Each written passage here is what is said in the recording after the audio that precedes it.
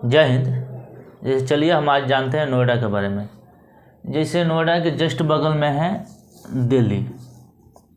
अगर दिल्ली शहर के कोई अगर सबसे ज़्यादा फ़ायदा उठाया ना तो इधर में गुड़गांव और इधर में नोएडा। नोएडा के इस तरफ बसाया जा रहा है। अभी तो नोएडा को बसाया जा रहा है, गुड़गांव पहले ही बस चुका है। जैसे नोएडा का भी बसाया जा रहा है, उससे पहले भी गुड़गांव को बसाया जा रहा था। अब इसका नाम बदलकर गुड़ग्राम कर दिया गया है। जैसे गुड़गांव में कुछ गलतियां भी हो गई। और गलतियां क्या हो गई, जैसे गुड़गांव को बसाने में जब तक सोचा गया तब तो गुड़गांव इतना आगे विकसित हो गया, इतना तेज़ी से आगे चला गया कि सोचते सोचते वो पूरा गुड़गांव भर गया है।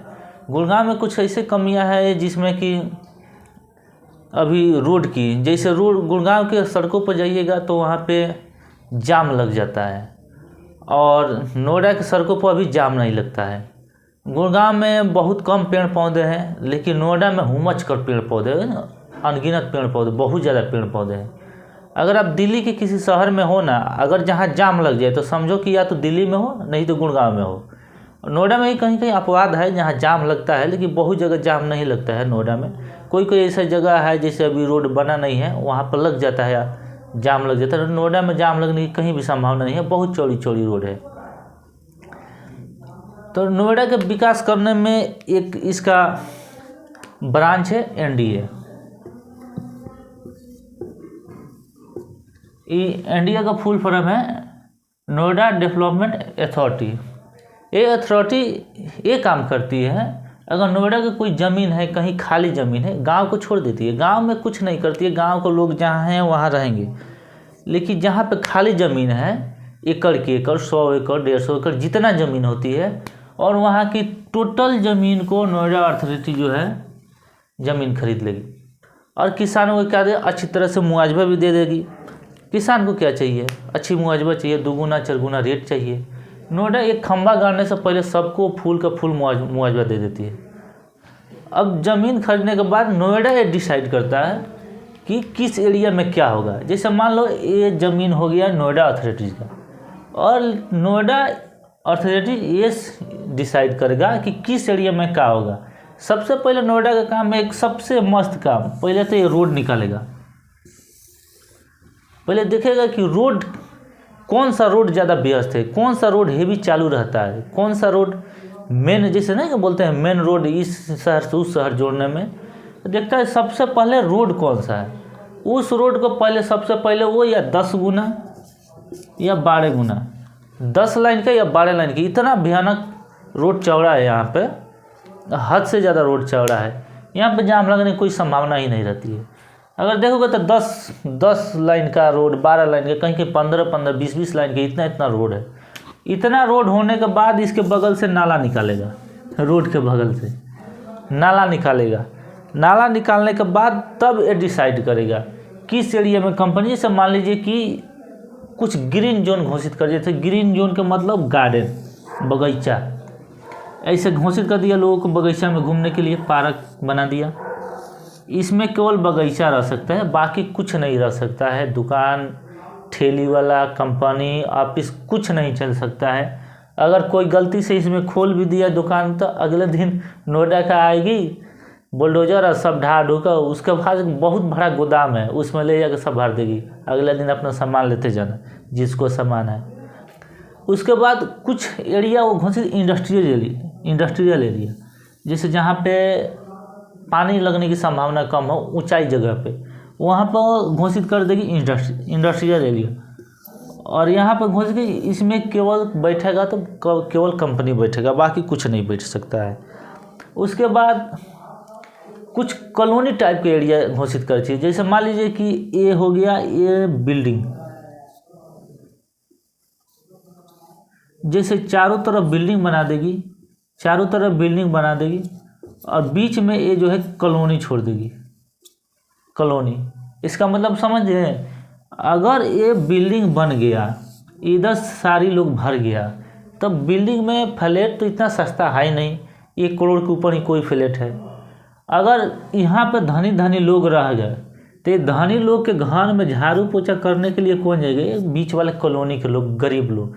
तो अगर ये भर गया तो बीच वाला ऑटोमेटिक धीरे धीरे यहाँ लोग भरना शुरू कर जाएंगे। उसके बाद ऐसे बेहतरीन तरह से सजाया गया है, जैसे कि मान लो कुछ ऐसा कर देता है जैसे ऑफिशियल एरिया, जैसे नोएडा सेक्टर 62 जाइए ऑफिशियल एरिया है, नोएडा सेक्टर 63 जाइए इलेक्ट्रॉनिक एरिया है। ये अलग अलग एरिया को बांटा गया है। उसके बाद कुछ और एरिया बांट दिए, जैसे मान लो जहाँ पे कोचिंग खोल सके, स्कूल खोल सके, और जहाँ पे कोचिंग है स्कूल वहाँ पे ऑफिस नहीं खोल सकते, और जहाँ पे ऑफिस है वहाँ स्कूल कुछ भी नहीं खोल सकते। तो जिस एरिया को अगर बांट दी है कि इधर ऑफिस रहेगा तो उधर ऑफिस रहेगा, उसमें चाहे आप जिम खोलो, मार्केट करो, जो करो, लेकिन उसी में करो। आप इंडस्ट्रियल एरिया में नहीं जा सकते, ग्रीन एरिया में नहीं जा सकते, ये सब एरिया में नहीं जा सकते। इतना बेहतरीन ढंग से सजाया गया है नोएडा को। और नोएडा आप नाम सुनते हैं, अगर कुछ करना है, ये नहीं कि आप क्या हो क्या नहीं हो ये मायने नहीं रखता है, आप क्या कर सकते हो ये मायने रखता है। नोएडा का 2 शहर है, ग्रेटर नोएडा और नोएडा। और जो ये ग्रेटर नोएडा है ये जीबी नगर, यानी कि ये ग्रेटर नोएडा जो है यानी जीबी नगर यानी गौतम बुद्ध नगर की जिला का हिस्सा है, और एक गाजियाबाद जिला का हिस्सा है।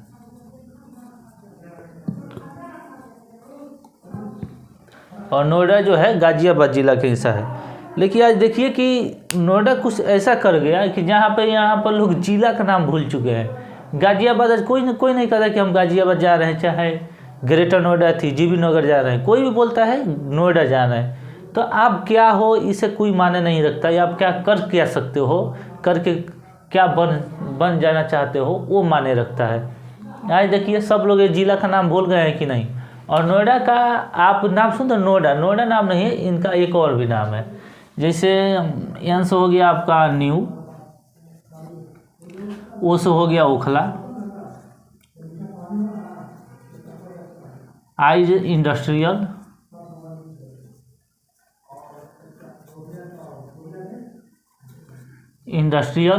और डी से डेवलपमेंट,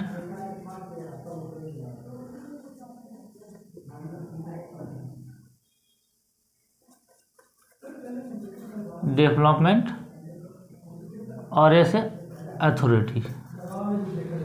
नोएडा का फुल फॉर्म है new Okhla industrial development authority.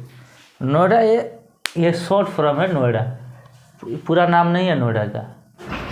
और सबसे पहले बात है कि नोएडा कंपनी को बैठाने के लिए करती क्या है। नोएडा एक ऑफर चलाती है, जिस ऑफर का नाम है सीज। जैसे नहीं होता है, बहुत सारी कंपनियां होती है जैसे ऑफर देती है, मार्केट के लिए सेल लगाती है, वैसे एक सेल लगाती है और इंडस्ट्रीज को, जैसे कंपनी को बुलाती है कि आप हमारे यहाँ आओ और हमारे यहाँ कंपनी बैठाओ। और उसके बदले जैसे मान लीजिए कि अगर कोई कंपनी कहीं भी जाए, तो जिस कंपनी को अगर वहाँ बैठाना हो तो वहाँ पर पहले सबसे पहले ज़मीन खरीदेगी। अगर मान लो कि ज़मीन अगर 100 एकड़ ज़मीन खरीद रही है और 1 एकड़ ज़मीन का कीमत 1 करोड़ है, तो अगर 100 एकड़ खरीदेगी तो 100 करोड़ रुपया ऐसा ही चला जाएगा। यार जब 100 करोड़ ख़त्म हो जाएगा तो कंपनी बैठाएगी क्या, जो उसका पूरा पूंजी लॉस हो जाता है। तो नोएडा एक उपाय बताती है और ऑफर देती है कि आप सर हमारे यहाँ आइए। और नोएडा जब गांव का गांव जब खरीद लेती है तो उसमें जैसे नहीं होता है, किसी का हस्तक्षेप नहीं, सीधा सरकार, कोई भी कंपनी आओ सरकार, जैसे नोएडा के अथॉरिटीज़ का एक ऑफिस है, ऑफिस में जाओ रजिस्ट्री कराओ, वो बोल देगी कि सर इस एरिया में इंडस्ट्रियल एरिया है, यहाँ पर आप इंडस्ट्रीज खोलना है तो इंडस्ट्रीज खोल लो। अगर स्कूल खोलना चाहते तो बोले सर इस एरिया में स्कूल है, जैसे सेक्टर 62 ऑफिस वाला एरिया है तो इस एरिया में ऑफिस खोलना चाहिए, खोल लो। सेक्टर 37-39 ये सब अलग अलग एरिया है, तो बताएगा कि इस एरिया में आप स्कूल खोलना है तो खोल लो। इसके जस्ट बाजू में है कंपनी, और इस कंपनी के लिए पूरा हेवी तरह से जो क्या बोलते हैं बिजली का खंभा, हेवी तरह से बिजली का खंभा, हेवी तरह से तार गया है। इधर लाइन कटने की संभावना भी बहुत कम है। आपका स्कूल में भी लाइन हमेशा मिलता रहेगा। और काहे कि आप हमारे से ज़मीन खरीदिएगा तो कोई भी ऐसा बोलेगा तो किसी को भी शौक लगे क्या बोल रहे हो यार। तो आप एक काम कीजिए, जो ज़मीन हमको 100 साल के लिए, 100 साल तो नहीं है, 99 साल होता है, 100 सरकार देता है।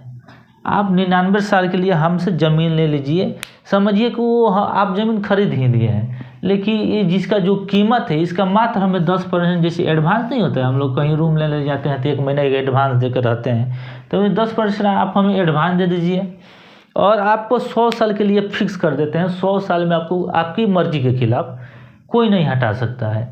और 100 साल में आप ज़मीन काहे को खरीदिएगा, हमसे किराए पर ज़मीन ले लो, जो किराया होता है हमें हर एक सालाना, जैसे इन सब भारी भारी कंपनियों का महीना में नहीं चलता है, सालाना चलता है, जैसे 1 लाख 2 लाख का सालाना इसे बांध दिया जाता है। आप सालाने करके हमको महीना देते रह जाओ। तो सोचिए कि कोई भी कंपनी इधर आएगा कि दूसरे कंपनी में भागेगा। हमारे बिहार को ले लीजिए, अगर बिहार में कहीं ज़मीन खरीद लीजिए ना, तो उसको क्या होता है कि जैसे मान लीजिए ज़मीन खरीदे, कोई आएगा पान गुटखा चबाए साला और बोलेगा का हो जमीनिया हमारा दादा के नाम के है, हमार बाबुए जी ने लिखले बनन, चाचा नहीं खानो लिखले में चचो के हिस्सा बा। अब वो माथा पीते ही यार, अब 2 आदमी से कहाँ लिखाई, बाप तो लिखिए दिलक है, अब दोनों बेटों से लिखाई का, तो बेटा अलग बन सा कौन आई कह कि वो हमार चाचा ने लिखले बनन, पापा तो लिखल ही नहीं खाने में हमरो हिस्सा हमरो लिखा, तो माथा पीटत हार यहाँ से। ओकरा बाद इंडस्ट्री के बोलिए तो रंगदारी सबसे ज़्यादा बिहार में बा, भाई 4 गो टांग लड़ा चलो यहाँ से हर लग यहाँ से हफ्ता मांगे। तो कोई भी कंपनी खातिर सुरक्षा चाहिए, और बिहार में भी जागल बने बिहटा की ओर, नालंदा की ओर बिहार सरकार भी वैसा ही कर रहा है। जमीन खरीद के कंपनी सन के भाड़ा पर किराए पर जमीन दी, ओकर कोनो चार्ज ना रही, जैसे 100 साल के लिए फिक्स, वो कंपनी के मर्जी के खिलाफ कोई नहीं हटा सकत। और कंपनी का भी फायदा कि यार कभी भविष्य में जैसे लोकल लोग से ज़्यादा परेशानी होला, क्योंकि अगर लोकल लोग के सबसे ज़्यादा परेशानी होला, अगर लोकल मान लो कभी खचराई भी कर दिलक, तो कंपनी कभी अपन बंद करके अगर खरीद ले रही तो यार कंपनी छोड़ के भागल ओकर मुश्किल ना बा, किराए बा तो जब मन तब छोड़ के कहीं भी भाग सकता है, वैसे टेंशन भी दूर बा।